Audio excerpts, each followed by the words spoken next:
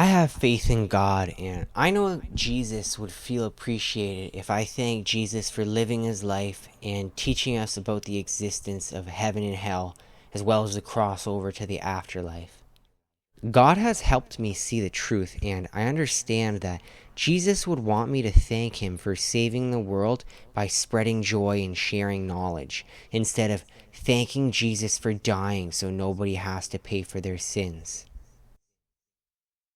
First of all, God doesn't allow innocent people to pay for evil people's sins because that would be unfair and God is not evil. Try to imagine how unrealistic this sounds. I'm going to torture one innocent person, and that is going to allow millions of evil people to avoid paying for their sins. That sounds like one of the most unrealistic things anybody could ever say.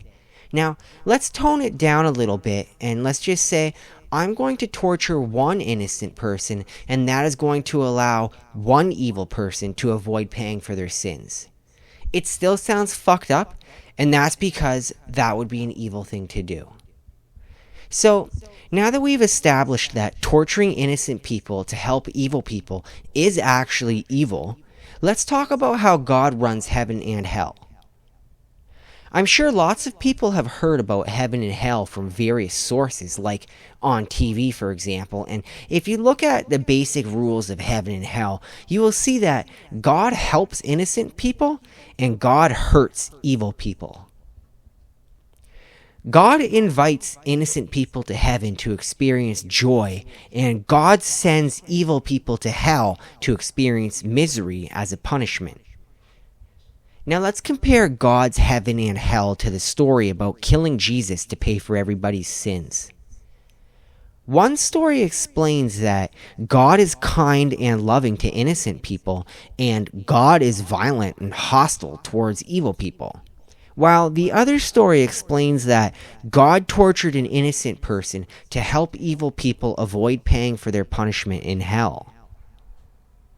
After evaluating both versions of this story, it is in my best interest to choose the most fair version, which would relate to the things I have experienced in my own life. Ever since I can remember, I have always been rewarded for doing good things and punished for doing bad things. When I was a child, my parents put me on timeout to teach me not to do bad things. When I was a teenager, my teachers put me in detention to teach me not to do bad things. When I was an adult, the policers put me in jail to teach me not to do bad things. And never once in my life has anybody ever said, "You are allowed to do bad things because we're going to torture innocent people." This is the very reason that makes the Jesus dying for everybody's sin story sound so unbelievable, and makes the heaven and hell version of God's story sound more and more realistic.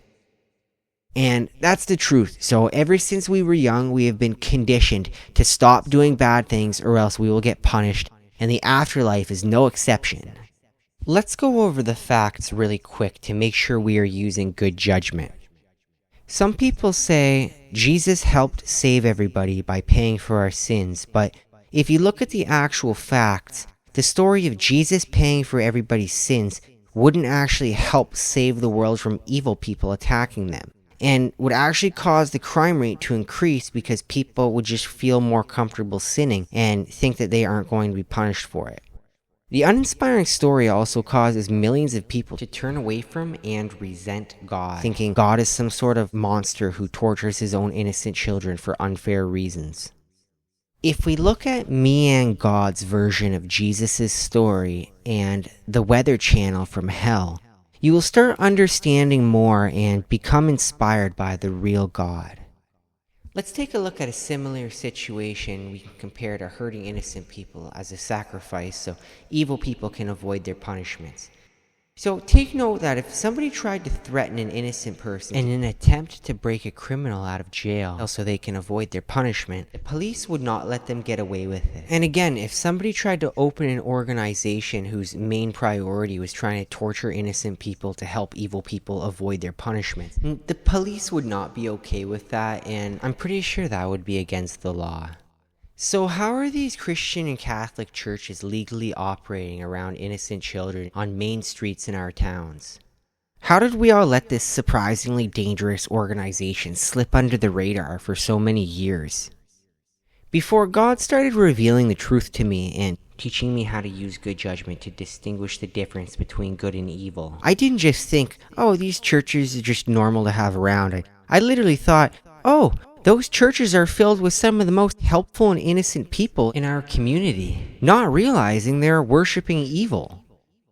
My final conclusion is that people should not be allowed to run organizations that promote torturing innocent people to help evil people.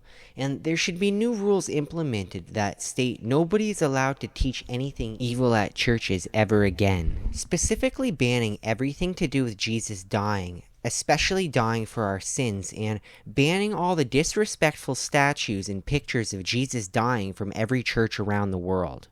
The new focus of churches should be to inspire people by talking about how much God helped us by sending Jesus to teach us about the crossover to the afterlife, and how much God and the angels really help us through our own imaginations and emotions.